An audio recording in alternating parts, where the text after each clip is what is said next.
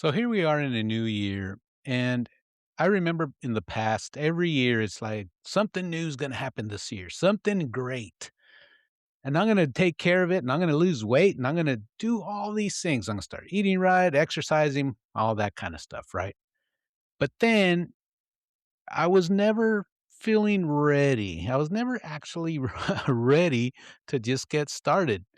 And I think that happens to a lot of people, especially introverts, that we're waiting to be ready before we even start to act. And all that does is hold us down and bind us down, and we actually do nothing. So if you're waiting to feel ready before you act, you're really just training your brain to stall confidence because confidence does not show up first. Movement does. Welcome to the Drew Chaz Podcast. This is where quiet leaders rise, deep thinkers win, and overthinking becomes your greatest strategy. Each week, we're going to unpack simple, powerful tools to help you grow with confidence, clarity, and a calm momentum. If you're ready for real growth without the noise, well, let's just dive right into it. Welcome back to the Drew Chaz Podcast. I'm Drew, and today we're talking about one of the quiet traps that introverts just seem to always fall into, and that includes myself in the past until I decided to make a change. So, waiting for the right internal state before you take action is just holding you back from being able to get to the place that you really want to get to. Let's just say in your job, if your boss is a real jerk and he's just a poor leader and you really want to leave, why would you stay there and let him torment you or her torment you and you never get to where you need to be? Because you know that the team is great. They just need great leadership. And why not you? But you don't get that opportunity. Or why not start an online business? And it's really quite simple. You just get started, but you're always waiting to be perfect and you start overthinking and you just never get started. So, waiting for the right internal state before taking action, you just tell your things like, once I feel confident, I'm going to start, or once I feel clear, I'll definitely speak up. Or once the fear settles down, I'll move. But the problem is simple that moment rarely arrives. So, by the end of this episode, what I want you to understand and what I want you to feel is that why readiness feels necessary but blocks progress, and how your brain learned this pattern, and how to move forward without forcing confidence or changing who you are, because you don't need to change who you are. You've got all the attributes as an introvert to be a good leader or to get to where you want to go. You just got to get out of your head. And that's something that we constantly do. We just overthink these things and keep thinking and thinking. And before you know it, the opportunity is past, or we just think, oh, everything's okay. When the time comes, I'll be ready.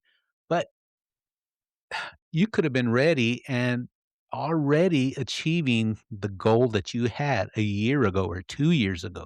It took me 2 years to get my business started online because I just procrastinated. I thought, well, I need equipment. I'm not sure what I want to do. Just all these wells, right? And I just overthought it and did not get started until one day I thought, why not? Why can't I just get moving? So I did. And it wasn't pretty, don't get me wrong.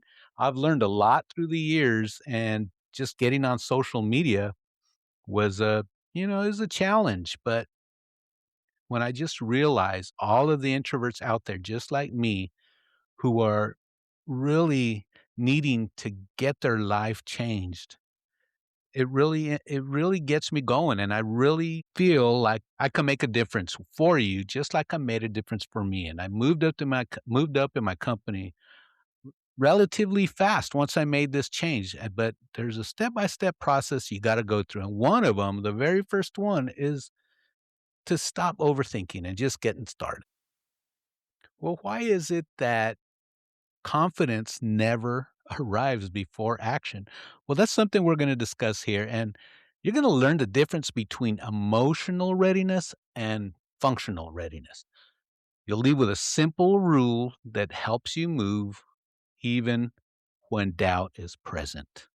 And that happens so often because of our overthinking. So let's get started. So, why do you wait to feel ready?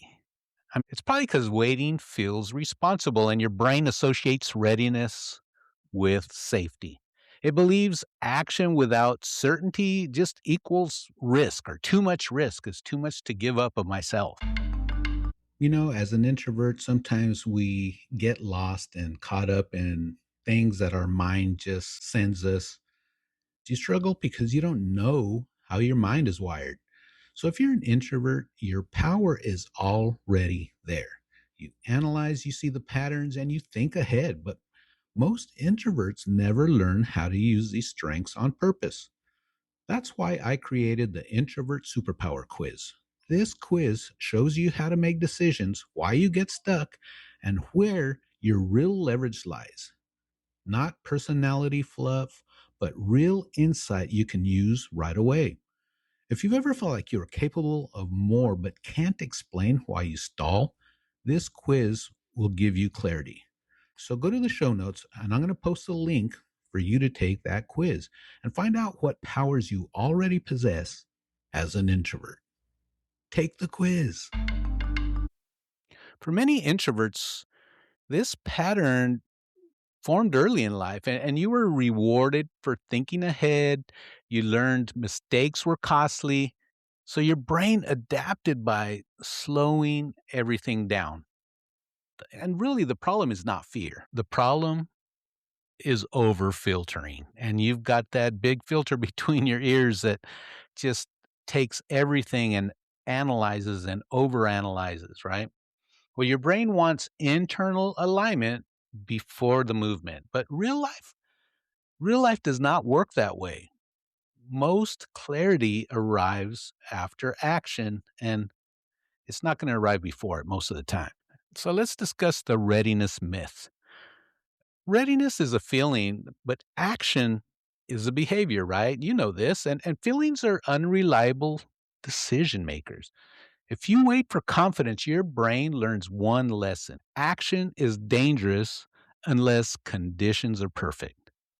That lesson just compounds and keeps snowballing over time, and you hesitate even more. So, what happens after that? You trust yourself less and you shrink your range of motion. Confidence isn't something you summon, it's something you accumulate. And each small action sends your nervous system proof. I survived. I handled that. I moved forward. That's how confidence forms. So, we said earlier that we would talk about emotional readiness versus functional readiness. And this is where most introverts or people just get stuck because emotional readiness sounds like I feel calm, I feel sure, I feel confident. And functional readiness asks different questions like, do I have enough information to take the next step? Or is this step reversible? Is the cost of waiting higher than the cost of acting? In all reality, most actions only require functional readiness and not emotional comfort. And once you separate these, momentum changes really fast. And all of this time we're waiting and waiting and waiting, it really drains you, doesn't it? Because waiting feels passive, but it's so exhausting, and every delay keeps the decision open. Open decisions consume mental energy. Your brain just keeps revising the same loop. It keeps looping, saying, should I? What if? Or maybe later. Even imperfect action reduces that load. And this is why movement often brings relief, even when there is some fear and it's present. Well, I'm going to tell you that one rule that just breaks stalling. And here's the rule: if the action is reversible, you do not wait for confidence. You move with doubt present. If the action is reversible, you do not wait for confidence. You move with doubt while it's present. And most actions are reversible. Conversations, drafts, applications, posts. Just treat them as experiments and not identity statements. So I've got one quick win challenge for you this week. Just pick one stalled action and ask yourself 3 questions. Is this reversible? Or what is the smallest version of this action? What happens if I wait another week and then move without forcing confidence? Just take the movement. So waiting for readiness teaches avoidance, and confidence forms after movement, right? And functional readiness is enough. Small actions restore that trust. So hopefully what you learned today is that readiness is emotional, not required, and action creates clarity. But waiting just drains your energy, and movement builds that confidence.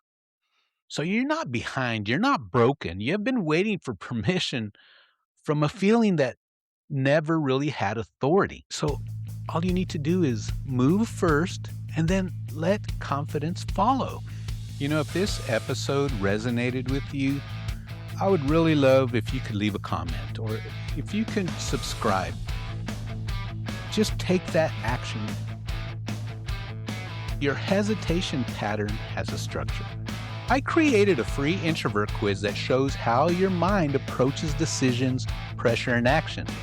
So check the show notes and take the quiz. It's going to help you understand what slows you down and how to move without forcing confidence.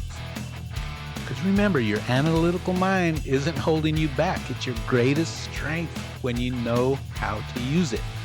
So until next time, keep thinking deeply and moving forward, and most of all, you be you.